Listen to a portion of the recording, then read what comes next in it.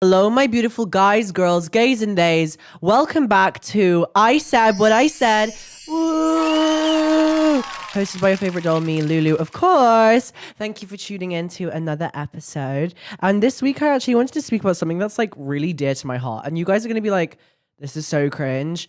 But in case you didn't follow me already on like other social media platforms, or if you're just new to me entirely, you might not know that I love K-pop. I'm obsessed with K-pop, okay? And I've been obsessed with K-pop for like 4 years now. Yeah, I'd say five, just coming on 5 years now. And I'm titling this episode, K-pop Changed My Life.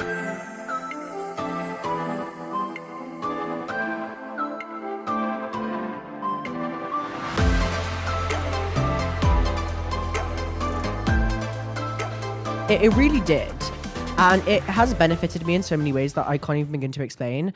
Speaking of K-pop, let's start off with Song of the Week. Song of the Week this week is XXL by Young Posse, which is a really cool K-pop girl band that are really edgy and really different. I think they have like an independent label and stuff. So they've been like creating literally the most coolest concepts I've ever seen. Very, very video game style K-pop music and stuff like that. It's super cool. I really recommend you go listen. Their songs are like really silly, but they resonate with me so much. I love them. And their fashion is on point. Okay. But yeah, that's my song of the week. Go listen, go stream. But yeah, today's episode is about how K-pop really did change my life. I know you're probably thinking, oh my God, Loulou, how can a music genre completely change your life? Well, it did. And I'll tell you why. Because for so long, when it came to music, I felt like I didn't really know what I actually liked. Like when I was younger, I wasn't a massive music fanatic. Like, yeah, I was like listening to what everyone else was listening to, and I just thought that I should be doing that until I kind of stumbled across the world of K-pop. It's all thanks to BLACKPINK, really. I was scrolling through YouTube and I remember seeing Do Do Do Do by BLACKPINK, and it had like 1 billion views. And I was like, wait a second. Who are these girls? So I went on the video, and ever since then, the trajectory of my life has never been the same. I think that's one of the beautiful things about when you stumble across something that you like resonate with so heavy, is that you sit there and you're like, wait a second, I love this. This makes me feel a certain way that like I've never felt before. And that's kind of how it started, especially with like BLACKPINK for me. And I stumbled across this one video and I was like, these are the most iconic girls I've ever seen in my life. In my life. I was like, this can't be real. How is it so professional? How is the music video so cool? How is the song so catchy? Why do I love it? So every time my ears are blessed with the sounds of Lisa's rapping and Rose singing. Like, I just, like, it's incredible. That was a really big moment for me because I was also struggling a lot with like gender dysphoria at the time. I felt really insecure. And it was crazy to me how I could put on a song by this one girl band that was massive at the time. Even 5 years ago, they were huge. They've always been huge since their debut, right? And I was just like dumbfounded by the fact that I could be so depressed and listen to this music and my mood could be completely lifted. And that's never changed ever since I stumbled across BLACKPINK, to be fair. Even to this day, like my brother got me a record player for my birthday and a BLACKPINK vinyl. Like I'm obsessed, okay? I have framed photos of Lisa all up on my wall in my room. I collect a lot of K-pop merchandise, not just from BLACKPINK, but from all different types of K-pop bands. And I find it to be like just a really fun hobby. I've got a fan, by the way, that I'm using that is helping me with my hormones because I get really hot really quickly because I take fake estrogen. Crazy girl. I'm such a crazy girl. Oh my God, I'm so crazy. I'm so crazy. The estrogen inside me is fake, y'all. Do you know why? Because I'm a tranny. I'd say 5 years ago, I was suffering really badly mentally because I was bordering coming out as trans, and then I did in the end. And I just didn't know what to do. Nothing inspired me. I was looking so deep into myself that I couldn't find anything. It was like when you go that far, you just don't know who you are. And it took me a while to realize those things.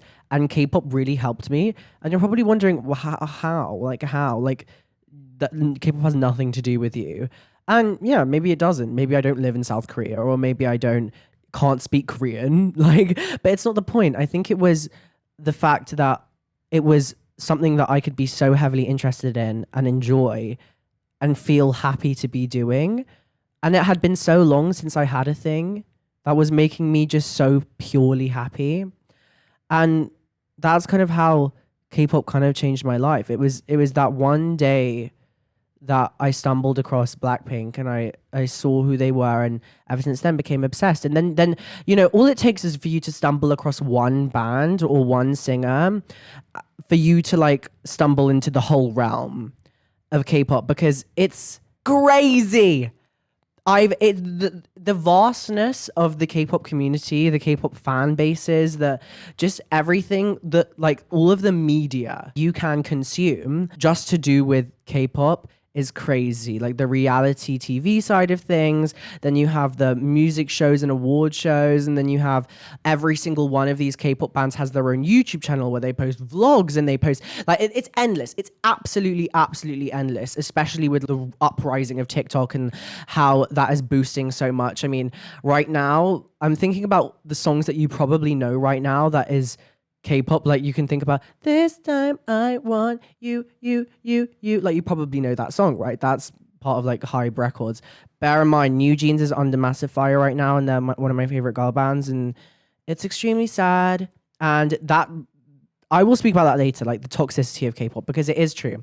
But I love K-pop. It makes me so happy. It makes me feel confident, and I kind of wanted to speak about some of my biases and people who I'm like really obsessed with. Okay, so I'd say my top favorite K-pop bands. We'll start with girls and then we'll do boy bands as well. So favorite girl band right now, as we speak, probably aespa. Okay, if you don't know who aespa is, I really recommend you take a look, because I think they've had some of the most incredible concepts, music video wise, storyline wise, musically, that I've ever seen in my life. It's like the budget and the preparation and the intensity that goes into these four girls literally making some of the most iconic music I've ever seen in my life. Like we have Drama, Armageddon, Supernova. That's just their new music. If you go back to some of that old stuff, you're going to be like, oh my God, they're iconic. I really recommend, like, you can literally pause this right now, go watch an aespa music video and come back and you'll see what I mean. They're probably my favorite right now. aespa is my screensaver. You know, that's four of them. We've got Corinna, Giselle, Winter, and Ning Ning. They're so hot and cute. Love them. Also, another favorite girl band, BLACKPINK, of course, but they're kind of like on a hiatus right now. Like they're all doing their own individual things. I don't know if you just saw, but like Lisa literally won her second VMA a few days ago. Love her. She's another screensaver of mine. Lisa in her rockstar era. Iconic, so cute. You could say that there's different generations of K-pop bands. So like first gen and then second gen and third gen. And that goes back to the 90s, like of how it all began. Like let's say BLACKPINK is kind of like a third gen. I don't know if they're second gen. No, they're a third gen K-pop band. So like in 2000 and like 14, 15, it kind of all began. Do you know what I mean? And then we have fifth gen, which is like the most current. Actually, no, I think that's sixth gen now. There are so many K-pop bands just being released left, right, and center. Like the market for K-pop right now is crazy. I mean, even if you think about all of the luxury brands right now, all of the ambassadors for these luxury brands like Louis Vuitton, Fendi, Celine, all of these things, all of the ambassadors are K-pop idols. I think they kind of realized, like Western capitalism kind of realized how influential these people are. I mean, you can go onto Lisa from BLACKPINK, like her Instagram, she has like 100 million followers, and like every single one of her posts gets like 10 million likes. Like no doubt about it. Like the power that these idols have is crazy. And that leads me on to my like boy bands. I think the fan bases for boy bands is mental, right? I went to a Stray Kids concert. Crazy. Oh my God. Oh my God. It was actually kind of scary because when you see a bunch of feral teenage girls that like K-pop, it's a community that you kind of don't want to mess with. It's like saying like you don't want to mess with Swifties. Do you know what I mean? Because if you mess with like boy band fan bases, it is crazy. Like I went to see Stray Kids, who I love Stray Kids. Okay, like I'm a massive fan of Stray Kids. I love their music. I love the energy that it provides me. It makes me feel crazy, hyper, and that's why I love it. My brother also loves K-pop. So we went to go see them at Hyde Park this year. It was an amazing concert. Incredible, incredible, incredible, incredible concert. They are incredible performers, literal performers. I don't know how they do it. Every time I go to a K-pop concert, I've seen aespa live, I've seen BLACKPINK live. I don't understand how they have the energy to sing, dance. There is some lip syncing involved, but like just to dance for that long and proper dance. Like, yeah, you can go see some like Western singers and they dance too, and stuff like that. But it's not as consistent as K-pop. I think there is this level of professionalism. And when I went to see Stray Kids, that was the most one of the most crazy experiences like I've ever experienced when live seeing a K-pop artists. Because obviously they train and they are in perfect shape and are like perfect specimens, almost like genetically made to be perfect specimens. I don't know how it all works. There is like in the debuting process of like a K-pop band, I know that they put them through such rigorous training. I mean, if you've seen on Netflix the Pop Star Academy for Cat's Eye, like, you know, the girl band that's like, because you've been so out of touch, touch, touch, touch, touch. Yeah, they're like popping off right now. They had a whole Netflix documentary, and you should go check that out if you want to see how rigorous the training to debut as like a K-pop idols are. It is mental. I don't think I could do it, honestly. Sometimes I look at myself in the mirror and I'm like, oh yeah, I could so be a K-pop idol. Like, yeah, I can dance. Like, yeah, I can do this. No, there is no way in hell that I would be able to do that. It's just not. It's crazy. It's every day, 13 hours a day, like 10 to 13 hours a day, maybe even more, like barely any breaks. Like, it's crazy. But when they reach that debut stage and when they reach the ability and the success that they do, which is almost always reliable, like they always become successful, especially under these massive labels. Like it is crazy to see how much effort they put into it, and that documentary is really interesting to watch. Also, Le Seraphim have a documentary on their YouTube channel right now about their debut process, and Le Seraphim are also awesome. They performed at the VMAs. Basically, K-pop is dominating Western culture right now, I think for so long, K-pop was so massive in Asia, specifically, of course. And then I think after like BLACKPINK and BTS and stuff like that, and they realized, wait, we could be making money in the Western world. I think that's when it became just this massive conglomerate of pure chaos and domination. And that's the crazy thing. I think a lot of you probably, even if you don't listen to K-pop, a lot of you will probably know, if I played some certain songs, you'd probably know those songs and be like, why do I know this? Because that's how dominating they are. Like billions of streams, billions of views. It's crazy. I find it crazy. So I saw Stray Kids live, and that was an incredible experience. But the fans there, ruthless. And when I saw BLACKPINK live, I thought that was ruthless because there were people pushing, shoving, like desperate to see their favorite idols, desperate. But when it comes to girls in love with boys that they can never touch, that's when it gets crazy. My brother and I were in shock. Like, it was insane. The pushing, the shoving, the screaming.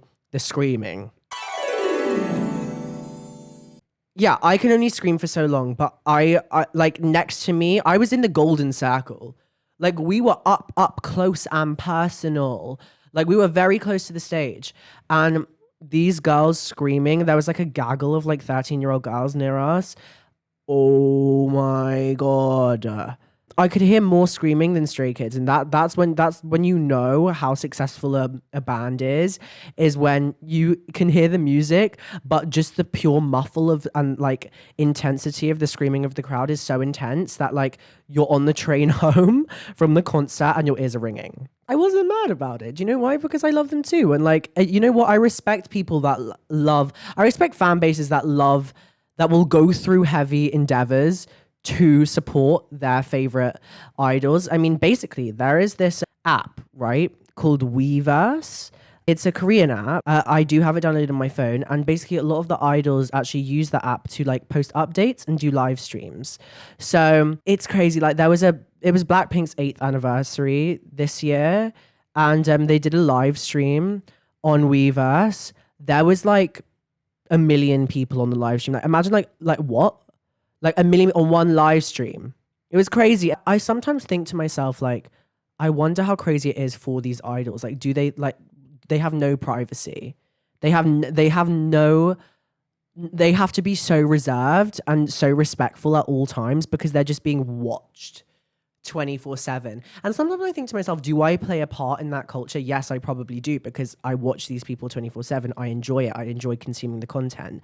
But then again, I think about the pressure that I even face nothing in comparison to these people.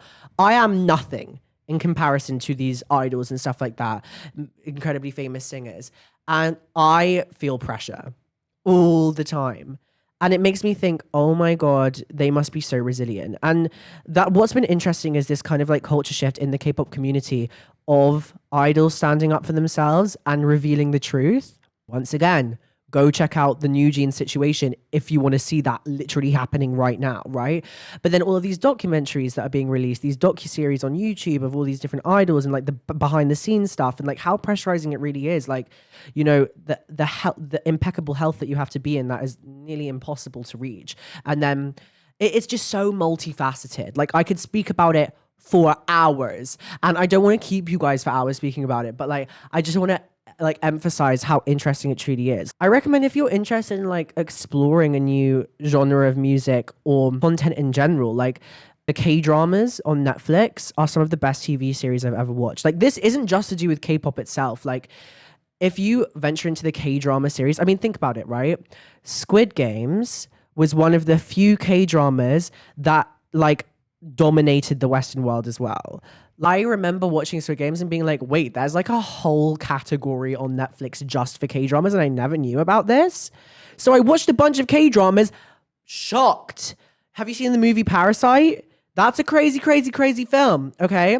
Then there's TV shows like that are some of the best TV shows I've ever watched, like Mask Girl. Oh my God, no, right now I'm watching The Influencer. It's the funniest fucking series ever. It's basically a bunch of Korean influencers in South Korea and they all go head to head to see who's like the most successful. Like it's so funny. The Atypical Family, so good. True Beauty, oh my God. My Demon. If you want to fall in love with a villain, watch My Demon. It's the best thing ever. It's the best thing ever. Extraordinary Attorney Woo. Incredible, incredible, incredible series. Oh, Business Proposal. All of Us Are Dead. The Koreans do zombie films and series the best, by the way. Like if you love horror, watch some K-dramas. They really got the nail on the head. My Name, amazing. Ballerina, amazing film. Kill Boksoon, amazing film. Oh my God. Alice in Borderland, that's Japanese. But under the same category of just incredible budget, incredible production. I can't recommend it enough. You know what?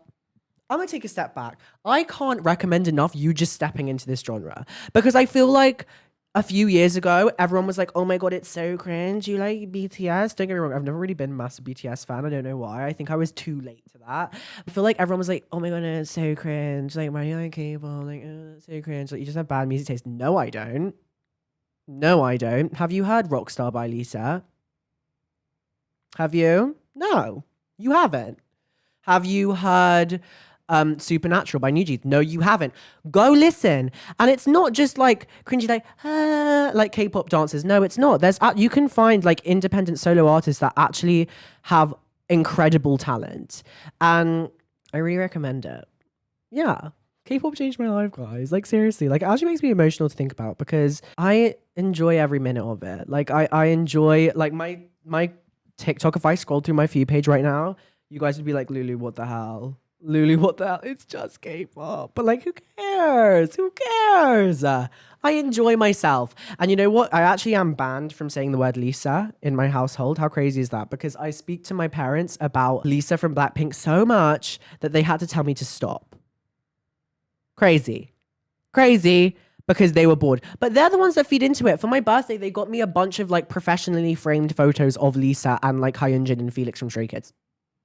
Okay, don't say I can't stop speaking about Lisa when you literally buy me merchandise. Girl. Anyways, I recommend you go check out K-pop because it affected me really positively. Don't get me wrong, the beauty standards are crazy. If you are insecure, don't get me wrong, we're all a little bit insecure. But if you are really quite insecure with yourself, maybe don't. In case you want to feel like, oh my God, I need to look like this. You don't need to look like this. Don't worry. Like, the K-pop idol beauty standards are insane. I kind of try to separate myself from it and reminded myself that like, I am not that. So you have to have kind of a good willpower to know that like, you don't have to be this way. You can take inspiration from it. I take inspiration from K-pop every day. So like my style, my makeup, my everything, like I do take inspiration from it, but I try not to compare myself because at the end of the day, I'm not Korean. You got to separate yourself from some of the standards sometimes, but appreciate the art and talent that's being provided. And that's kind of all I've got to say about K-pop for today. If you want me to speak more about K-pop, if you want me to, because I know so much, like this was not even the half of it. Do you know what I mean? Like if you want me to speak about like the dark side of K-pop, that could be a really interesting episode because I consume a lot of that, like the truth about what goes on behind the scenes. And trust me, there's some dark, really dark stuff going on in the K-pop industry that is interesting as hell, but also kind of scary. So if you want me to speak about that, comment down below. Also comment down below if you listen to any K-pop idols, any bands. Let me know what you listen to. What's your song of the week? Please let me know. I love you so much, guys. And thank you for tuning into I Said What I Said this week. It's been really fun talking about one of my favorite hobbies. And yeah, tune in next time. Yeah.